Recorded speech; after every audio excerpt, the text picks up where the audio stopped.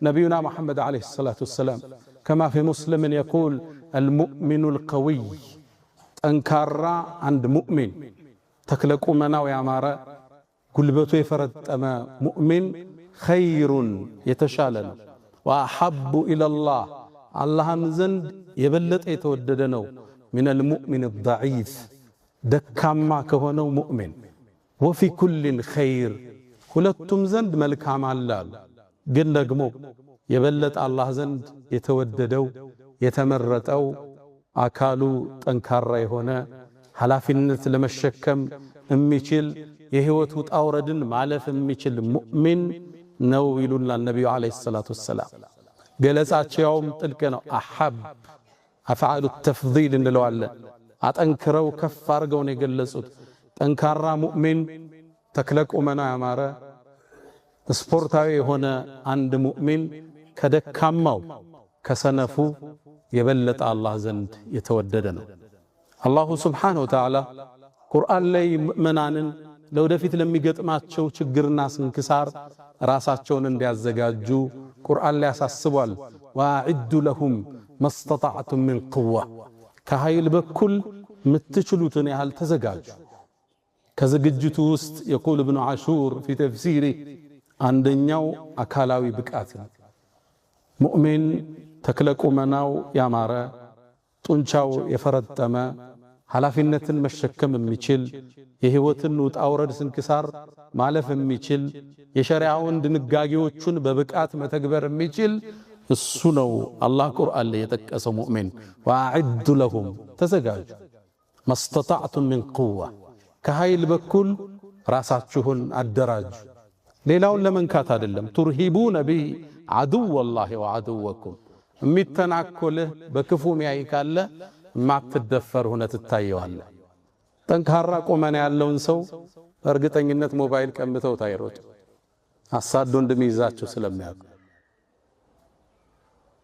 አላሁ ሱብሓነሁ ወተዓላ በኒ እስራኤሎች ባቀረቡት ጥያቄ መሰረት ጃሉት የሚባለውን በጣም ጠንካራ ግዙፍ ግለሰብ ጦር ሰብቆ የተነሳን ግለሰብ ለመዋጋት አላህ አንድ ጀነራል መሐላቸው እንዲመርጥ ጥያቄ አቀረበ አላህም ጣሉት የሚባለውን ሰው መረጠ በኢኮኖሚ ትልቅ ሰው አልነበረም የተከበረ ፋሚሊም ቤተሰብ አልነበረም እሱም መረጠውና ወዛደሁ በስጠተን ፊል ዒልም ወልጅስም ይላል መረጠውና የሊደርሺፕ ኳሊቲ ሰጠው ወቀትንም ዘረጋለት ይላል በስጠተን ፊል ዒልም ያመራር ብቃት የጦርነት ስትራቴጂ የመንደፍን ብቃት አላህ ሰጠ እሱም አልበቃውም የጦር ዋና ጀነራል መሪ ነው ወበስጠተን ፊል ዒልም ወልጅስም አካሉንም ለጠጠው ይላል አላህ ጡንቻዎቹ ያማሩ ቁመናው የተስተካከለ አድርገው አላህ እስልምና አንድ ሙእሚን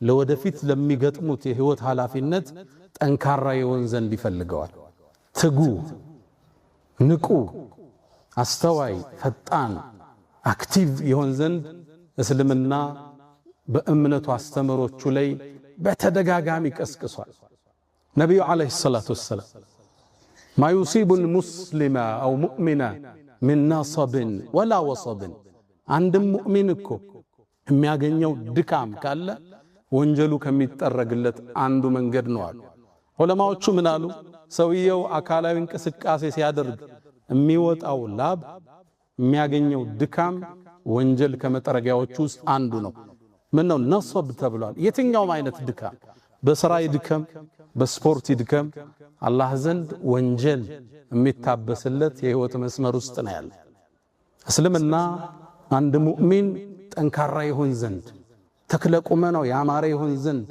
ከቦርጭ ይጸዳ ዘንድ ቅስቀሳውን አድርጓል ነብዩና መሐመድ አለይሂ ሰላቱ ወሰለም ታላቁ ነብይ ተምሳሌታችን የሰው ልጆች ሁሉ ተምሳሌት ሲታዩ ተክለቁመናቸው ያምር ነበር ሐዲሶቹ ሲራዎቹ እንደሚያሳዩት ደረታቸው የሰፋ ነበር ሆዳቸው እናታችን አይሻ እንደምትለው መሰላል ይመስል ነበር የተከፋፈለ ነው በአሁኑ ዘመን 9 ፓክ እንደምንለው 9 ቦክስ ቁጭ ቁጭ ያደረጉ ነው ይመስሉት ሲራመዱ አሊ ኢብኑ አቢ ጣሊብ እንዳስተላለፈው ከማ እንደ ትርሚዚ ፈጠን ፈጠን ያሉ ንቃት የሚታይባቸው እይታቸው ትኩረት ያለው ሻርፕ ነበሩ። ሲታዩ ግርማ ሞገስ ያላቸው ክንዳቸው ሰፋፊ ተክለቁመናቸው የሚያምር ነበር ይላሉ ሰሃቦቹ ሲናገር። አንዳንዴ ፈጥነው ሲራመዱ ከተራራ ላይ የሚንከባለሉ ይመስሉ ነበር። ትጉ ንቁ ፈጣን ነበሩ የኛ ነብይ አለይሂ ሰላቱ ወሰላም። ይሄ ኃይላቸውና ጥንካሬያቸው ነው። ገና 40 ዓመት ሳይሞላቸው ሂራን ተራራ ተመላልሰው ይወጡ የነበሩ። የሂራ ዋሻን ሄዳችሁ ዑምራና ሐጅ ላይ ታችሁት ይሆናል። ከተራራው ስር ከደረሳችሁ በኋላ በመኪና በእግር ለመውጣት 1 ሰዓት ይፈጃል በትንሽ። እሳቸው ከቤታቸው ተነስተው በዛ ላይ ስንቅ ለቀናት የሚያቆያቸውን ተሸክመው ያን ዳገት ይወጡት ነበር። እንዴት አይነት ኃይል ነው የነበራቸው! እንዴት አይነት ተክለ ቁመና ነው የነበራቸው! ሳይደክማቸው ዋሻው ለቀናት ቆይተው ስንቁን ይዘው መልሰው ወደ ቤታቸው ይመለሱ ነበር። ጠንካራ ቁመና ነበራቸው። ሚስተካከላቸው አልነበር። አይደለም በአረባዎቹ 50 ዓመት ውስጥ ገብተው ሂጅራ ሲያደርጉ ወደ መዲና ሲጓዙ ከመካ ወደ መዲና እንደምታውቁት 400 ኪሎ ሜትር ነው። በመኪና መሄድ እንኳን ያሰለቻል። በፈረስና በግመል ያን በረሃ በዛ ፀሐይ ያለምንም ኃይል መዳከም አቋርጠው መሄድ የቻሉ ነብዩና መሐመድ ሰለላሁ ዐለይሂ ወሰለም እንደገቡም አላረፉም። የመጀመሪያ የገነቡት መስጂደል ቁባአን ነው። ከዛም ዋና መስጂዳቸውን አብረው እየተሸከሙ የገነቡ ታታሪ ጠንካራ ንቁ ነበሩ ነብዩ ዐለይሂ ሰላቱ ወሰላም።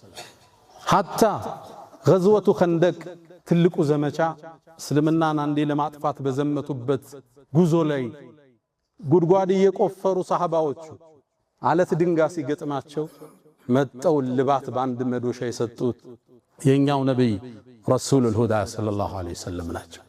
ተክለ ቁመናቸው የሚያምር እርምጃቸው ከነግርማ ሞገሱ ፍጥነት ያለበት ታታሪ ንቁ ነበር። የነብዩ ዐለይሂ ሰላቱ ወሰላም ወዳጅ ማለት እሳቸው የሚመስል ነብዩ ዐለይሂ ሰላቱ ወሰላም ትግል ታግሎ የሚጥላቸው አልነበር። እንደምታውቁት በአረቦቹ የትግል የመጣል ፍልሚያ ሮካናህን የሚያል ሰው አልነበረም። ረዲየላሁ ተዓላ አልሰለመም ነበር። ከአረቡ ዓለም እሱን ታግሎ የጣለው የለም። ማነው ጀግና ተፋላሚ ሲባል ሩካና ነው የሚባል ቢደርስበት ሰው የለም። ታዲያ እንደ ነብዩን ዳዕዋ ሁሌ ያዳምጣል፣ አልተከተላቸውም፣ በል ይጸየፋቸው ነበር። አንዴ ሊያቃልላቸው ፈለገ። ምነው ሲያያቸው ትህትና አላቸው፣ ፈገግታ አላቸው፣ ሲሰደቡ ሲታገሱ ያያል።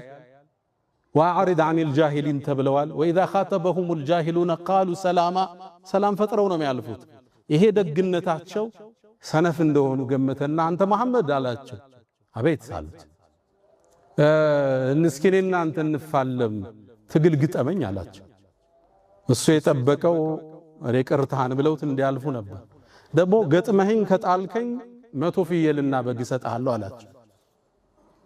ማሾፉ ማላገጡ ነበር። ያልጠበቀው መልስ ሰጡት። ዝግጁ ነኝ አሉት። እሱን ፍልሚያ ገጥሞት የሚያሸንፈው የለም ያውቃል። እሳቸውን ለመጣል ወስኖ ተያያዛቸው፣ ሳባቸው፣ ሳቡት፣ ታገሉ። የአላህ መልእክተኛ ጠቀለሉና ጀርባውን መሬት ላይ ያጋደሙት። ሩካና ተቆጣ። አረብ ጥሎት አያውቅ። አንተ መሐመድ هذا لكل جواد كبوة ለሚሮጥ እኮ ዋና ፈረስ አንዳንዴ አዳልጦት ይወድቃል። ድንገት ነው የጣልከኝ፣ 100ውን ፍየል ግመል ውሰድ፣ 100ውን በግና ፍየል ውሰድ ድገመኝ አላቸው። ተቀበሉ። ተሳሳባቸው። አነሱና አሁን በጀርባው ደፉት። ተበሳጨ። ሩካና ኃይለኛ ነው፣ በጣም አንበሳ ነው። ፈረስ እንኳን ሲሄድ ያለ ልጓምና ያለ ኮረቻ በአየር ላይ ዘሎ የሚወጣ ጀግና ነው ነበር፣ ኃይለኛ ነው ነበር። የመጨረሻ ሶስተኛ አላቸው። መልእክተኛውንም ተቀበሉና ሰቅሰቅ አድርገው መሬት ላይ አጋደሙት። በጣም ደነገጠ። አንተ መሐመድ አላቸው፣ እኔን እኮ ከዓለም ውስጥ ጀርባዬን አፈር ላይ የጣለ ሰው የለም አንተ ብትሆን እንጂ አላቸው። እስካሁን ፊትህ እኔ ጋር የተጠላ ነበር፣ አሁን ግን ትክክለኛ መሆንህን አውቄያለሁ፣ የመንገድ ተከታይ ነህ አላቸው። መልእክተኛው ዐለይሂ ሰላቱ ወሰላም ትሁትና ደግ ግን ደግሞ ጀግናና ጠንካራ ነበሩ።